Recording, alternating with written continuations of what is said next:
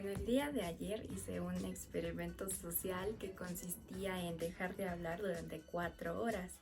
Este experimento en lo personal me daba mucho miedo porque yo soy una persona que habla mucho, sobre todo con mis familiares y no se diga con mi mamá. Sobre todo tenía miedo de qué iba a pasar cuando mi mamá me hablara y yo no le contestara. Eso me daba mucho pánico porque con mi mamá siempre es de estar hablando.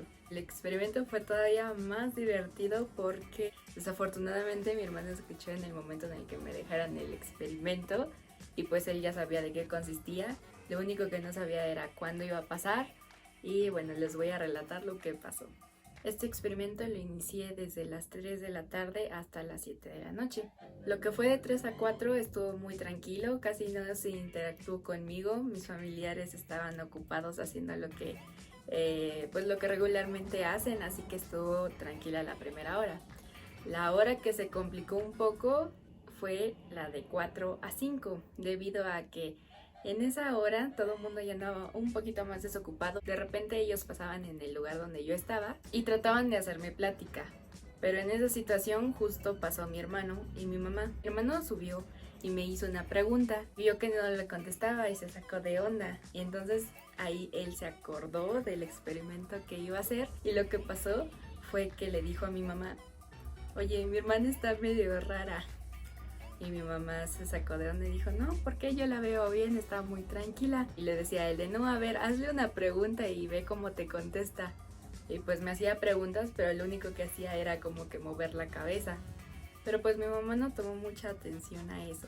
Entonces mi hermano, cada que podía decirle a mi mamá que me hiciera una pregunta, lo hacía. O sea, a fuerzas quería generar un conflicto del que yo tenía mucho miedo porque, como les digo, yo siempre hablo con mi mamá y siempre le contesto, platicamos mucho entre las dos. Pero pues mi mamá pensaba que a lo mejor estaba en clases o que estaba haciendo algún trabajo que requería concentración, porque en sí no se estaba enfocando tanto a verme, sino ella seguía haciendo alguna de sus actividades y ella sabía que yo estaba ahí, pero ella pensaba que simplemente estaba concentrada en algo de la escuela. Pero de nuevo mi hermano ahí metiendo cizaña de que no, mamá, mira, no te está contestando. Entonces para mí fue muy chistoso y llegó un momento en el que de plano no me pude aguantar la risa. Y ahí estuve riendo la mayor parte del tiempo que me preguntaban o que trataban de hacerme la plática, porque veía la cara de mi hermano tratando de crear un conflicto.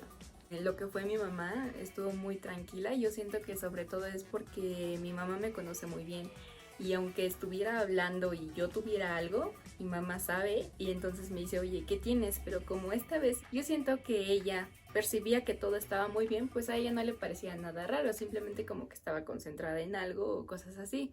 Entonces nunca se dio lugar a ese conflicto que se quería crear y del que yo temía que pasara. De lo que fue las 5 hasta las 7, igual fue todo muy tranquilo. Sí me llegaban a hacer preguntas de repente, pero como les digo, simplemente movía la cabeza para responderles y eso era todo. No se generó mayor conflicto. Después, ya lo que fueron los últimos minutos, mi hermano seguía tratando de crear ese conflicto, pero sí habían pasado para ese entonces las 4 horas y ya pude hablar, lo que fue muy aliviante para mí. Porque yo tiendo a platicar mucho cuando ya estoy en confianza, cuando estoy con mi familia y esas cosas. De repente sí era difícil porque no sé si mi cabeza pensaba en buscar algo, pues lo que primero haces es preguntarle a tu mamá y en esta ocasión yo no podía preguntarle a mi mamá y no sabía ni cómo acercarme para decirle: oye mamá, ¿dónde está tal cosa? Así que ni siquiera lo intenté, además de que mi mamá estaba en otra parte de la casa haciendo sus actividades del día a día y mejor me esperé a que pasaran las 4 horas porque de plano se me hizo muy difícil no poder explicarme y más si había palabras que ni siquiera con mímica es muy comprensible. O sea, hay elementos que por más que los quieras hacer con mímica no se puede.